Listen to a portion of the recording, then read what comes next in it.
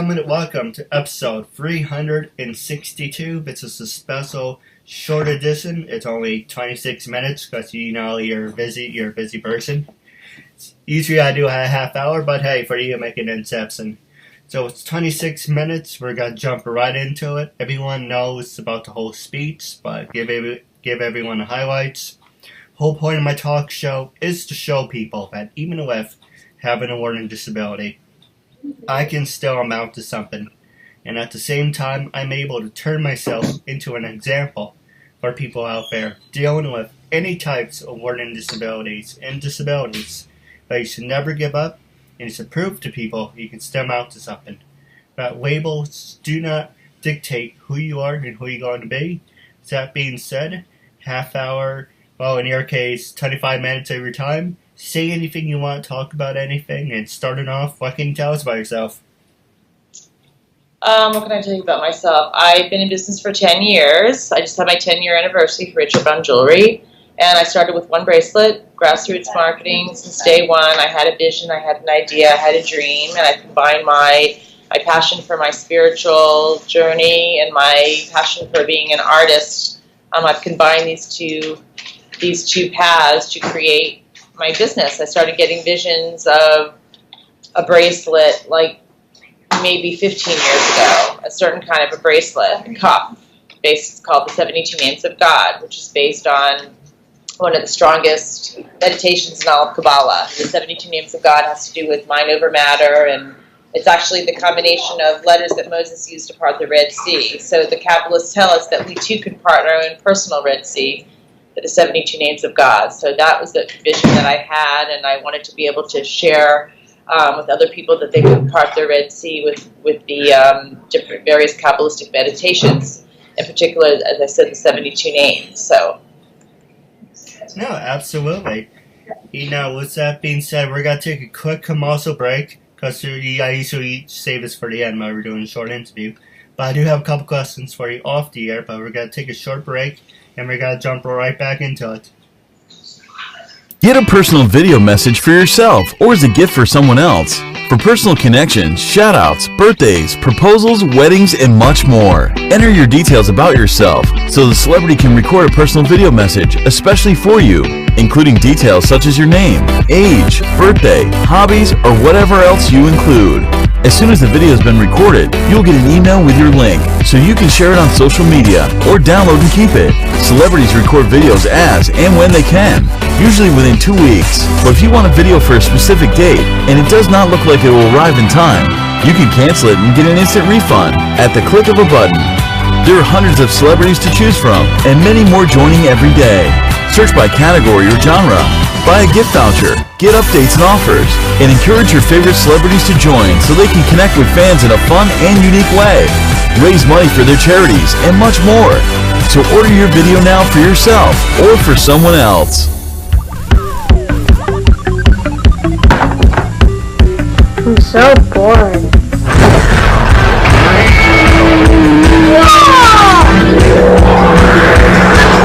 Want to see something really cool? Yeah! Now you'll never be bored again with Loot Crate, a totally bodacious mystery box packed with awesome toys, radical games, and other surprises. And the best part is, you can get Loot Crate delivered right to your door. So don't delay. Ask your parents and order today. Everything okay in there? Yeah, everything great. I love Loot Crate. Ladies and gentlemen, welcome back to 362. I'm your host, Keith Andrew. Along here is Rachel Brown for a special short interview. And now, for people you want to know, you are famous in the jewelry world because a lot of celebrities got to wear your stuff.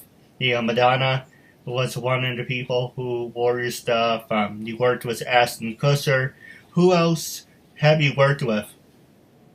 Demi Moore has my jewelry also. Donna Karen I've worked with. She sold my jewelry at Urban Zen, her Urban Zen store in the West Village, and also a store in Sag Harbor. I designed a special collection of leather cuffs for her that was commissioned by her teacher as a birthday gift. I designed an entire collection for her, all sorts of beautiful leather cuffs. with the 72 Names of God, Anabacoa. I've also, Andy Carl, who's he's the star of Groundhog Day, Broadway's Groundhog Day. He has my jewelry. And his wife, Orphe, who's also a Broadway actress and singer-songwriter.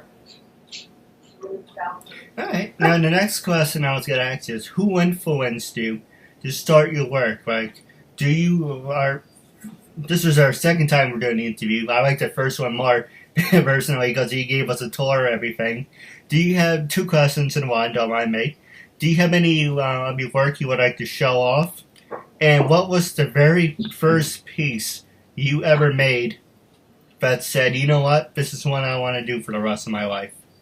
It's my original piece, my original design, the design I had the vision for, which is my bronze cup, which is handmade and hand-casted. And I had in my mind the vision that it would look like something that was dug up from an archaeological dig from Egypt or Israel.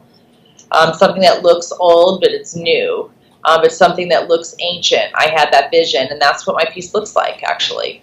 And that piece I love. It has a lot of richness. Bronze is actually considered to be a metal that's central column energy, and the Kabbalah is based on a 3-column system of energy, right, left, and central. The central column really balances one's energy, and bronze, copper, and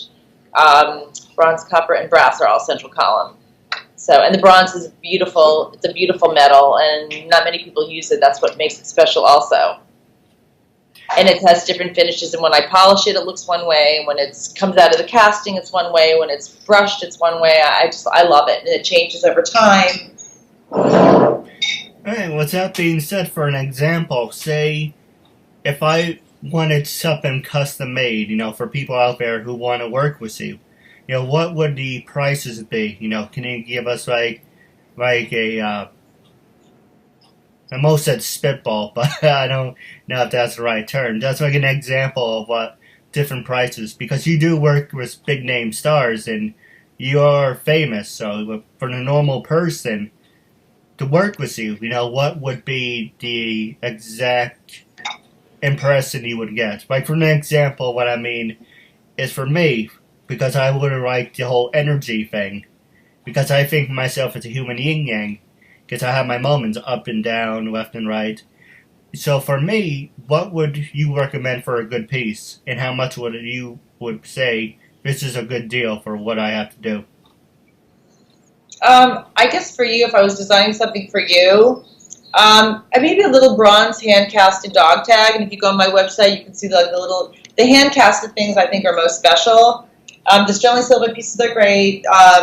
The stainless steel pieces are also great. They all have a great modern look, but I personally like the hand-casted pieces. So I would probably do like a hand-casted piece in bronze or an industrial metal called white alloy. Those are my two favorite metals. And the fact that they're handmade and hand-casted makes it really so much one of a kind. The letters are engraved really, really deep. There's an original model that each one is casted from an original model. The original model is actually hand engraved, so it's got a lot of energy in it, and it's a lot of beauty and artistry goes into the piece. And I put that probably on a leather cord. That's my favorite piece probably, and that piece will probably run maybe like $285, which is a really good price, which I think is a very fair price point for something that's that unique and that beautiful. No, absolutely. Now the next question I was going to ask you is, what's the necklace you have? I'm almost called a dog tag. What's the necklace you have around your neck? It's really nice. I'm wearing a choker because chokers are trending now, and they've been trending for a long time. And this is actually, a little black leather choker. And attached to it is actually a medallion that's 7/8 of an inch large. And the reason I'm even specifying 7/8 of an inch because I'm proud of myself that I was able to get the 72 Names of God, which is on the front and the back, 216 letters, on a disc that's less than an inch. And that was a goal of mine. That was quite difficult to get these tiny, teeny little letters, graphically placed, and between working with my engraver and my graphic designer to get all those tiny little letters on the front and the back, 36 names on one side, 36 on the other, for a total of 216 letters was certainly a feat. And to have them spaced out perfectly, and to have the font completely there, and all the Hebrew letters are specifically, the energy is there, they're specifically, perfectly engraved. So there's a lot of energy in this. And over, and I don't know if you can see this, how this comes up on the video, the Skype video or not, but there are 3 letters that are overlaid. So I've used the 70 names of God as a background, and those letters are soulmate energy. So drawing one's soulmate, that's the angel that's overlaid on all of this. It's got a lot of really good energy, and it's lightly plated in gold. I can keep. Sorry, I can enjoy it. I'm enthusiastic and passionate about my pieces, as you can see. So it makes me happy to talk about it. And this is actually lightly plated, and it's flush plated because I want with no chemical coatings or manufacturer sealants, so that it can become antique looking over time, and the plating will start coming off. And now with the 90-degree weather we're having here in New York, with my sweat and my perfume and my hairspray and all the combinations of energies, it will even oxidize even more in an interesting way to look very antique, even though it's not an antique piece. So that's what I've chosen to wear today on my hot summer day in New York City. Yeah, it looks nice on you. Thanks. Now the next question, it's more of a woman question. It's for jewelry, because you said it's like 93 in the city. So because that's a woman question, it's because women mostly wear your jewelry. And for a perfect example, say it's 93 degrees. What would you use on the material to make sure it doesn't rust, it doesn't fade? Is it made of solid so it can be out in the rain and nothing would happen to it? Or what would you recommend? The point is that we want something to happen to it. It's the opposite.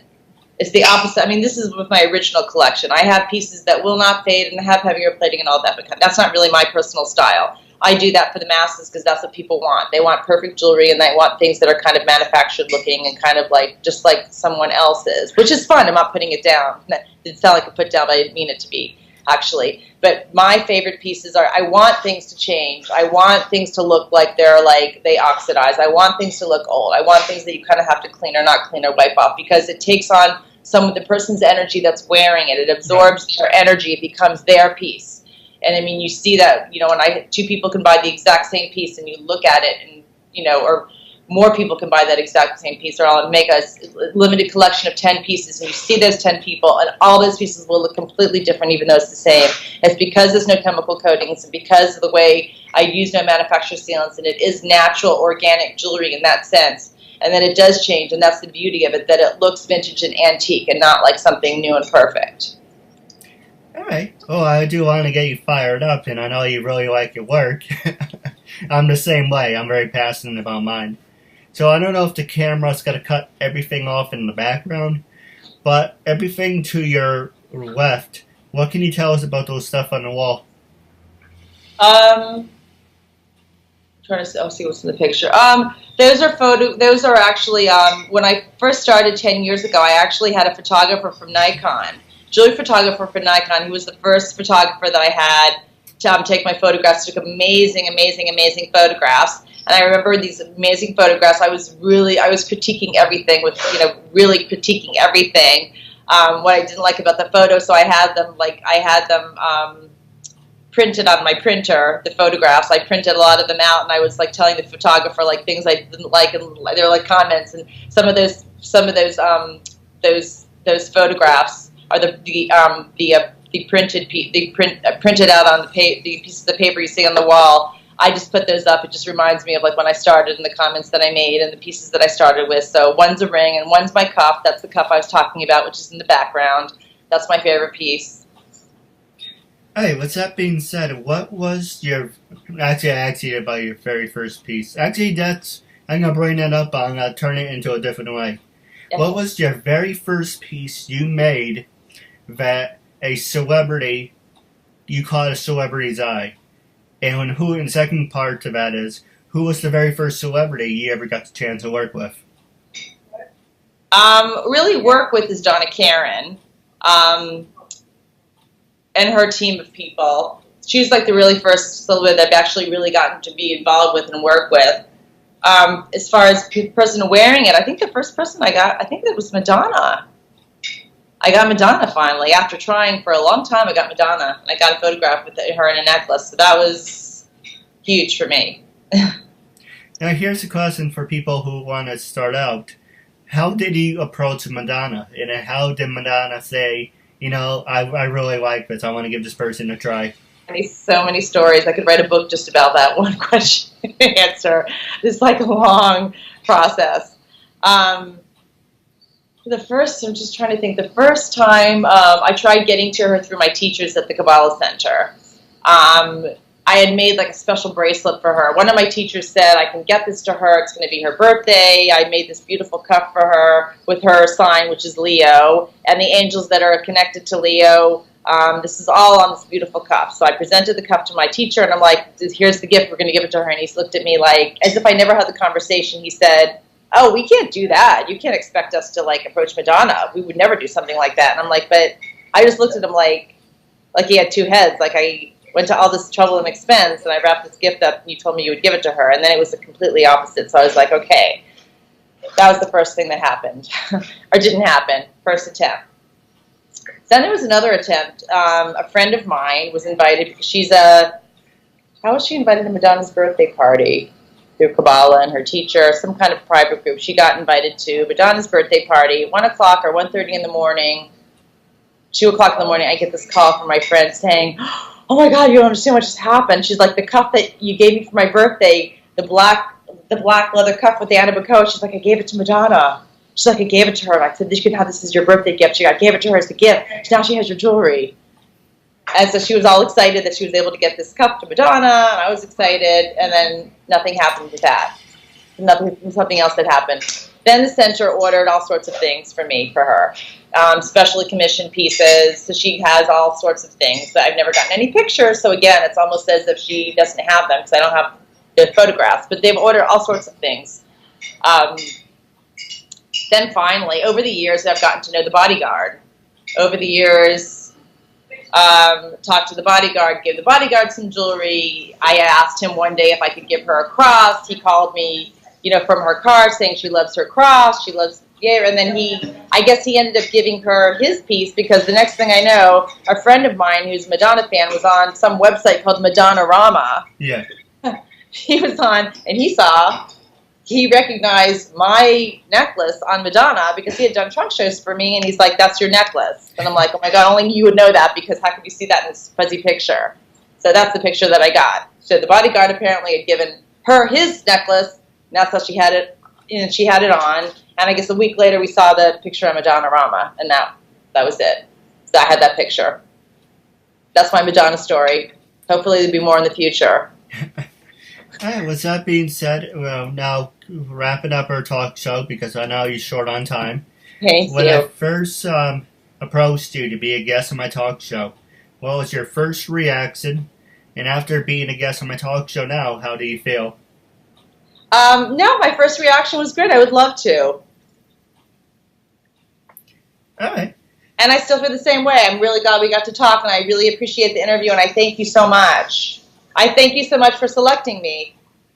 No, anytime. I'm looking forward to when you have more time, actually, to sit back, and I know you're just really busy, but next time it'll be a little more in-depth. I would love that. I would love that. So please follow up with me. I will. So more in-depth interview at another time, okay? I appreciate it. Have a great day. All right, you too. Bye, Keith.